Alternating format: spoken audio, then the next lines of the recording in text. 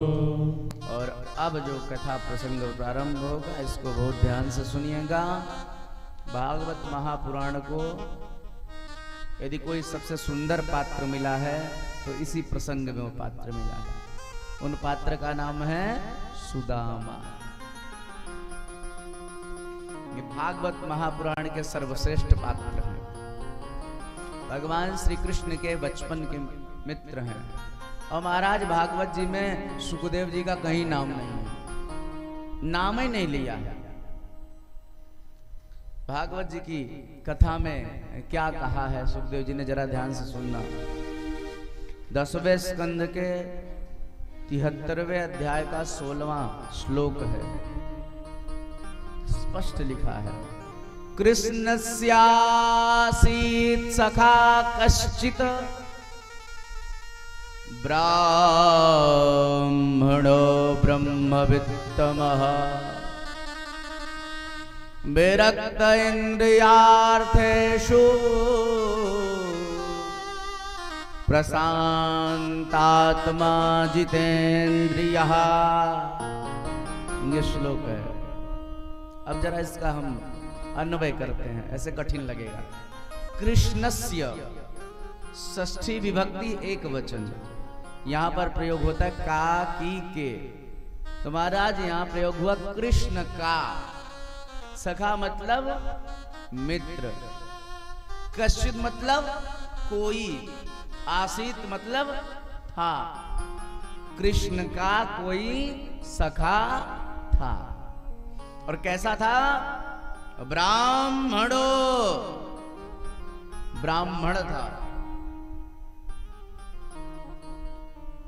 और ब्रह्मवित्तमः, ब्रह्म को जानने वाला था।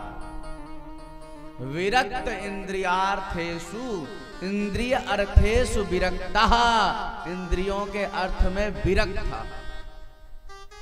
और प्रशांत आत्मा जितेन्द्रियः, हर अवस्था में शांत रहता था। नाम नहीं लिया। गर्ग संहिता, कौशिकी संहिता में नाम आता है कि ये पात्र श्री सुदामा जी महाराज थे। सुदामा जी बचपन के भगवान श्री कृष्ण के मित्र थे। सांदीपनी आश्रम में एक साथ पढ़ाई करते थे। एक बार दोनों जंगल में संविदा बीनने के लिए गए। गुरु माता ने सुदामा जी को एक चने की पोटली पकड़ा दी, भैया जब भूख लगे तो खा लेना। अब दोनों संविदा बीनने लगे। भयंकर बारिश होने लगी। वृक्ष पर चढ़ गए कि कोई शेर भालू ना आ जाए। अब महाराज सुदामा जी को भूख लग गई। मन में विचार कर रहे हैं अकेले कैसे खाऊं।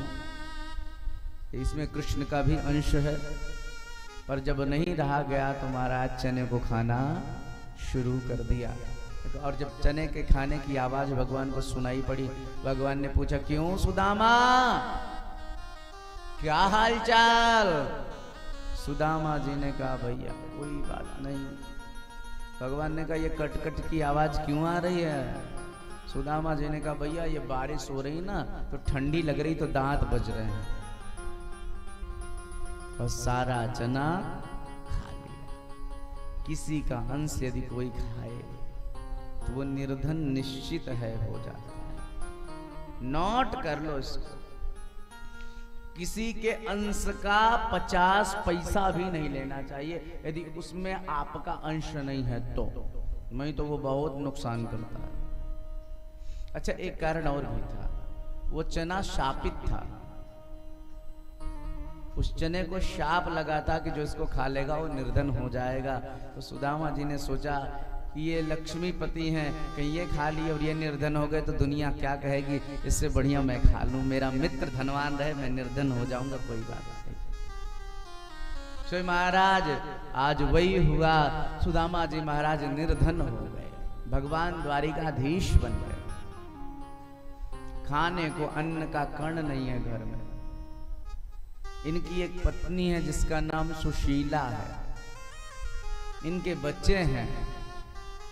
एक दिन बच्चे अपनी माँ के पास आए, मैया मैया भूख लगी है। मैया ने कहा, बेटा आज एकादशी का व्रत है, पानी पी के रहे। अगले दिन बच्चे पेट पकड़ करके आए, माँ भूख लगी। माँ ने कहा बेटा आज भी एकादशी, ऐसी परिस्थिति है। फिर भी दोनों दंपति भीख मांगने नहीं जा रहे हैं, लेकिन इस समाज ने सुदामा को भिखारी बना दिया है।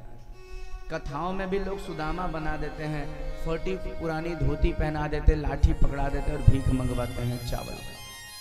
करते हैं कि नहीं बताइए? जिन सुदामा का नाम स्वयं सुखदेव जी ने नहीं लिया वो साधारण पात्र हैं क्या? कभी भीख मांगने नहीं गए सुदामा जी महाराज, पर इस समाज को क्या कहा जाए? ये समाज किसी को नहीं छोड़ा। अब तो महाराज थोड़ा सा धना लोभ में सुदामा बना करके लूला लंगड़ा बना दिया सुदामा जी को। ना तो सुदामा जी लंगड़े थे, ना तो भिखमंगा थे, ब्रह्म ज्ञानी थे, कभी भीख नहीं मांगा। यदि भीख मांगते तो क्या उनके बच्चों को ये कहने की आवश्यकता थी कि आज एकादशी है? दोनों दंपति कभी भीख नहीं मांगते। जब भी संकट आता तो ऐसे माला उठाते और कहते हरे कृष्ण कृष्ण कृष्ण हरे हरे, हरे राम राम राम हरे हरे। और महाराज कुछ लोग सुदामा जी को गरीब कहते हैं। गरीब शब्द हिंदी का शब्द ही नहीं है। सुदामा जी गरीब नहीं थे, निर्धन थे। धन नहीं था, बाकी सब था उनके पास। महाराज भयंकर निर्धनता, लेकिन फिर भी भगवान का भजन नहीं छोड़ रहे हैं। और हम लोगों में यही कमी है, जब हमको दुख आए तो प्रायः भगवान पर ही हम आरोप लगाते हैं कि भगवान की वजह से है। 10 दिन पूजा कर लिया और कोई दिक्कत हो गई तो तुरंत कहेंगे देखो पूजा करने लगे इसलिए दिक्कत हो गई। अपने यहाँ एक समस्या और भी है, किसी दिन कोई एक्सपायर हो जाए तो उस दिन लोग पूजा नहीं करते, कहते हमारे यहाँ इस दिन पूजा नहीं होती। अच्छा पूजा से चिढ़ है लोगों को। किसी दिन कोई मर जाए उस दिन सांस लेना छोड़ दो, नहीं छोड़ेंगे। उस दिन 4 थरिया खाना छोड़ दो, वो भी नहीं छोड़ेंगे। बाकी दुनिया के सारे प्रपंच करेंगे, पूजा से इनको नुकसान है, पूजा नहीं करेंगे। महाराज कितनी विकट परिस्थिति है, पर भगवान का स्मरण कर रहे हैं, भगवान का नाम जप कर रहे हैं। भगवान को दुख हो गया कि मेरा सुदामा इतना निर्धन।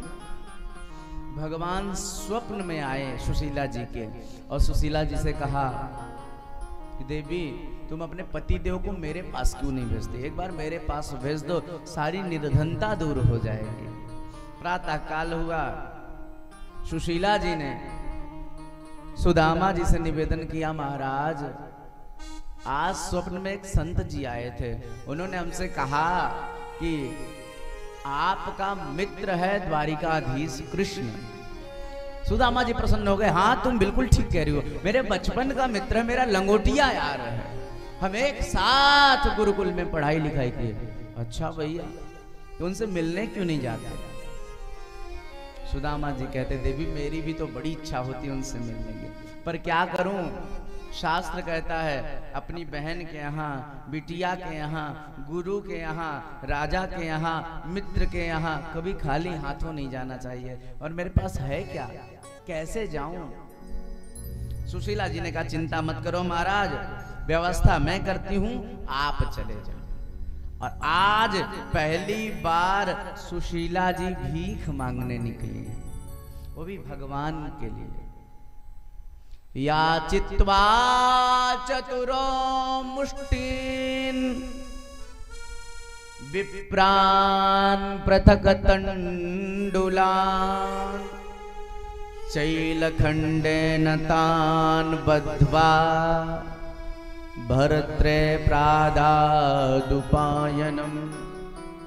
याचित्वा चतुरो मुष्टिन, मांगा 4 मुट्ठी, क्या?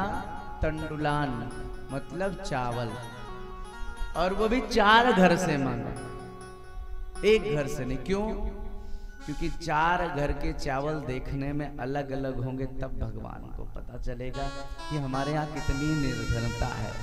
अगर एक घर से ही मांग लेती तो भगवान को लगता कि भाई इन्हीं के घर होगा तो भेज दी है, पर 4 घर के चावल अलग अलग हो गए। मांग कर ले आई और महाराज कोई वस्त्र नहीं था जिसमें बांध करके दे दें, तो महाराज चैल खंडेन तान बद्वा, अपनी साड़ी की पल्लू को फाड़ दिया, उसमें बांध करके सुदामा जी को दे दिया। महाराज यही लेकर के जाओ। सुदामा जी प्रसन्न हो गए। या आज मेरी पत्नी के भीतर यह भाव उत्पन्न हुआ कि मैं अपने मित्र से मिलने जाऊं, कितने सौभाग्य की बात है कि मैं भगवान से मिलने जा रहा हूं। सुदामा जी चल पड़े भगवान के नाम को गाते हुए। दूर नगरी बड़ी दूर नगरी, हाँ दूर नगरी बड़ी दूर नगरी, दूर नगरी बड़ी दूर नगरी, दूर नगरी बड़ी दूर नगरी। कैसे आऊं मैं कन्हैया, कैसे आऊं मैं कन्हैया तेरी गोकुल नगरी, बड़ी दूर नगरी, हाँ दूर नगरी बड़ी दूर